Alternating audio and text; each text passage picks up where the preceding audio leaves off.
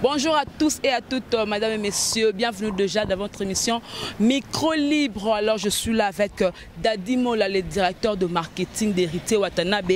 Au bateau fêté vraiment parce que la chanson BM est qui est vraiment meilleure chanson de l'année. Alors, bateau qui est déjà trophée. Le bateau qui est fêté, on a un grand hôtel. Comment ça va se passer? En somme avec Daddy Mola. On va essayer un peu de parler. Mais je remercie d'abord mon cordon et Kibumba qui est derrière la caméra. Merci à notre maman.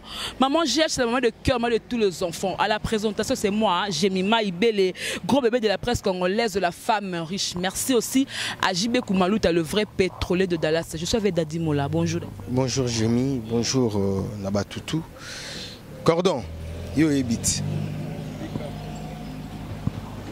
Et c'est un ça la casse parce que le loyo chanson oya BM tango bimaki et kanga kimboka, il a fallu que épée ça peut retomber dans le lobo du trophée par rapport il y a chanson les bi meilleurs au col banon par rapport non il y a le quoi l'événement là.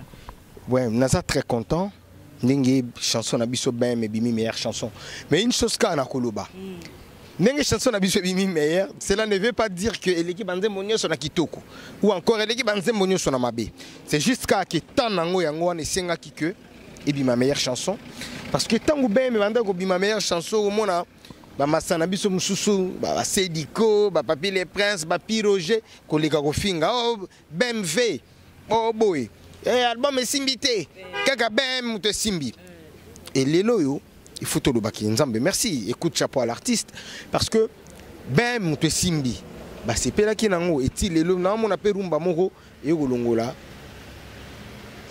BM izati. Il y a Libano be abinomo. Te ya libanda po biso mo to na barumba tellement ebele ba DDD za ba tout en noir eza ba Jean mon mari eza ba banzembo zebele. Vous se comprendre banzembo belé kitoko. Mais ce qui est là na banzumba beta mi libanda ba rumba kitoko ezali mais o elongoli ya biso ezate. Là, bah c'est du koba loba qui trop ba fingi na ndo zela nzembo mo wa maison mère ya olongola bem. Et vous zenga loket. Te wana za rumba ta. On est d'accord ma comme générique. Te ya du genre générique oui. Voilà. Voilà. Ce que trophée là est avant Makambo oh il y a Charlie Mobutu Kenobi après. Disons à pas avoir des juste na moment où Charlie Mobutu a Koufi parce que nous allons nominer na deux organes moko ya Nigeria na moko ya États-Unis.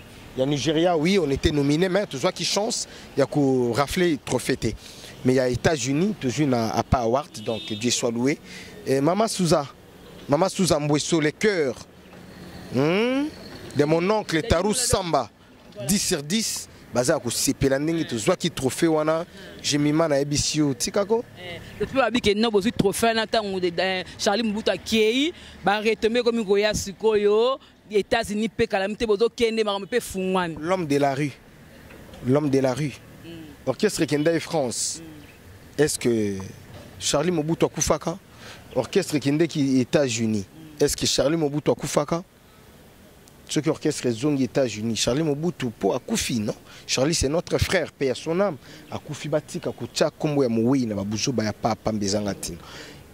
L'orchestre c'est une entreprise quand on fait un travail tous là-bas retomber à Moussa les années trophée voyage et disque d'or tout voilà ba prime wana ba mérite wana yangonde tous là donc j'ai mis ma koyoka no batute moi je dis l'homme de la rue azalara toujours wana kaka po hein na makambo ezanga tina quoi donc voilà ça fait un temps ba beta sur un grand hôtel azalara koma ka ba showbuzz ba ni mais bino lelo bo beta vraiment na grand hôtel na grand hôtel lobby déjà lobby to beta qui na grand hôtel donc tout fait tout flamme plein et bon wata moi na le roi de la forêt donc actuellement quand on parle de plein on voit wata et puis lelo tous en la TGV donc na voilà tout ça wana pour te fêter kaka premier anniversaire il y a retirade à la biso donc yango zo mona nga na tambola na machine boy donc voilà avant de succès na yo qu'est-ce mon robot à internet alors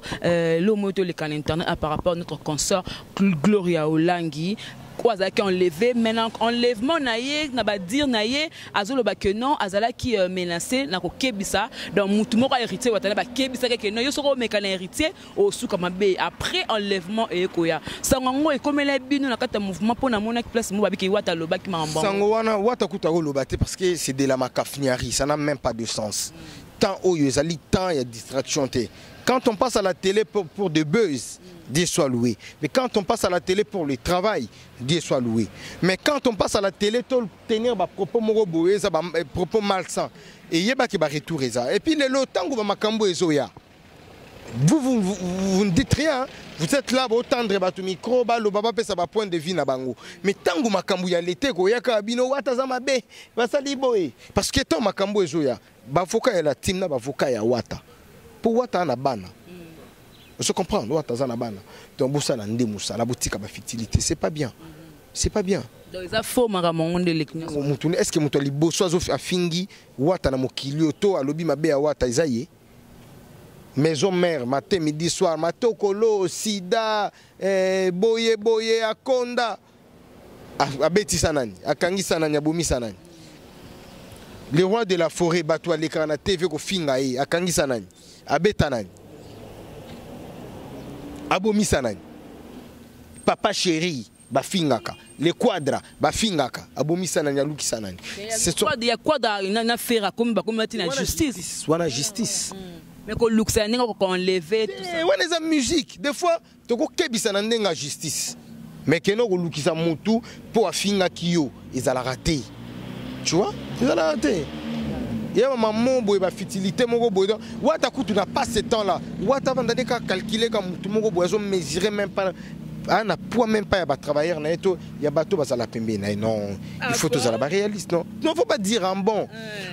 Quand on bon habité sur na loba ndeni tant na loba ba te belé ba mona comme si dadi exagère dadi azoloba boy ba biso toi ba responsable na quatre orchestre ya wata ba biso beto beba na pena wata quand to beba na wata te bo beba ni pe obesie maman na kanda mais jamais akotinda ta muto aza pembe na garde na eka beta yo to amenacer yo bongo ka muto libanda kotinda epo asani ko finga ngonini mwana ngo afinga wata oyo euti tous à la bataille. Parce que maintenant Charlie Mobutu n'enga qui pèse les boga mbote batusu à saboter héritier. Wata za na tanko kipe to wata na ibasolaka basolaka te. Oyebi ko beta mutu kare za ndeni.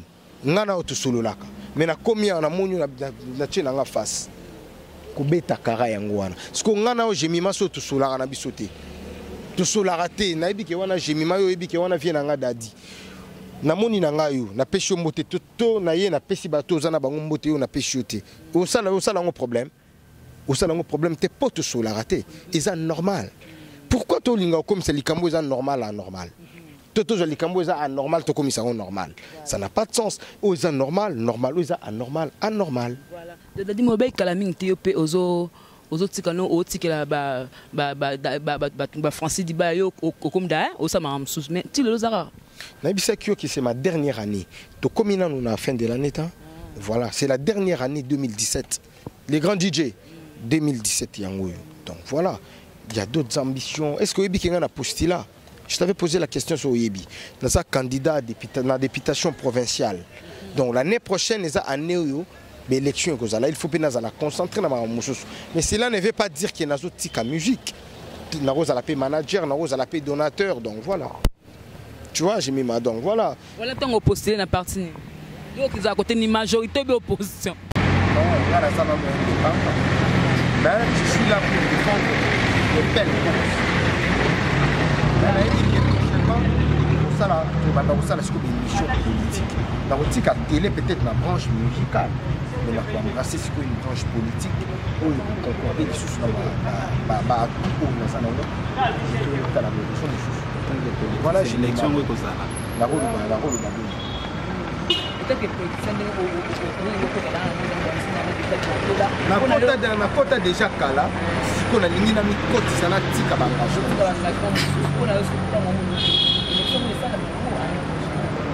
Mais on a siko la cause on a une partie parce que je suis indépendant. Et l'année prochaine, tant qu'on a repris sa vraie face là, ça va. Voilà. Et ne t'en fais pas politique, Isa. le côté de maman, j'ai confiance. C'est comme la seconde à Souka, par rapport à ma femme qui a été, par rapport à ma maman qui m'a essuyé, et puis quelques bazala déchuté le numéro babengaka na numéro ya génima au passé bango numéro ya bien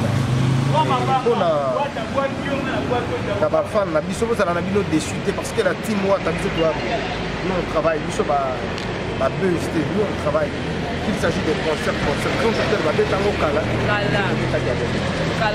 voilà donc omonaki wata zongi kili baconcert ebale voilà donc orchestre ebetaka nango suite comme un orchestre à combo, on a leader à combo, mais nous on joue.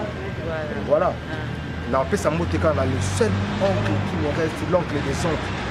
Tarou Samba 10 sur 10, le cœur de Maman Souza Mouesso. Donc, peut-être que Maman Souza, Samba Mouesso. Donc voilà. Donc, oncle Mogo 10 sur 10. Père na mère Basso, là qui tombe. Donc, on peut s'en montrer dans la reine de Moulaska. La personne qui a gagné le cœur, tonton Dadi. Angela Mbenza de moi, je te salue avec les enfants, bénis, belle fille, je te salue de la France.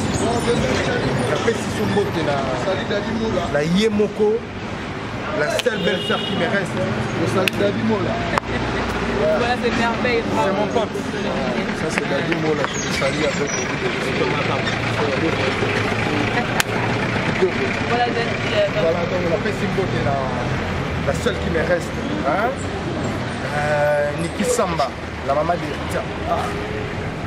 Niki Konde, Talaga Combo, il y a beaucoup de sacs de petits. Niki Konde, la maman de Rita, la maman de Rita. Vers Kamzo la Menso, on a Mastananga, Mastananga, quartier Mastananga, un chic, donc la monnaie pour donner un circuit. Et la Pessimbo, il y a Joki Samba, et puis l'Autriche, il y a Bokiré Autriche. La Pessimbo, il y a les drapeaux de l'Autriche, chez Dantam. Et puis ceux qui dominent au niveau de la France, Fabrice c'est en Zambie, il y a Fabrice, mon pote, mon cousin, mon oncle et mon tonton. Donc la PC Motesika Azali et la PC Motenariko Kambembe, mon petit frère. Merci beaucoup. Petit dans la Mikolo, on a Tindana Weston à bout. Merci beaucoup. La PC Motenariko Kambembe, Mastananga, donc voilà la provocation. La provocation loyale. Donc, tout le monde a dit la team Wata toujours. Voilà, donc merci beaucoup. Alors, merci à mon gordon merci à tous qui étaient branchés. Déjà, mais c'est bientôt là, c'est la fête de festivité de Nouvel An. Donc, je vous présente déjà mes deux meilleurs à vous tous. À ma maman, à maman GH, dans le cœur, dans le tous les enfants. À mon boss Héros, à Mani Production, mes voeux le meilleur, à Gilles Conduite, le vrai pétrolier de Dallas. Papi me voit mal le chaussard depuis Allemagne. Je te salue bientôt là pour la consigne. À qui me pimbe la main électrique. Merci Yaya pour mon ACP là qui peut voilà. Je vous aime bien, c'était moi, j'ai maman Ibeli. Pour le but de la presse congolaise, la femme riche. Je vous aime bien ici là, portez-vous bien.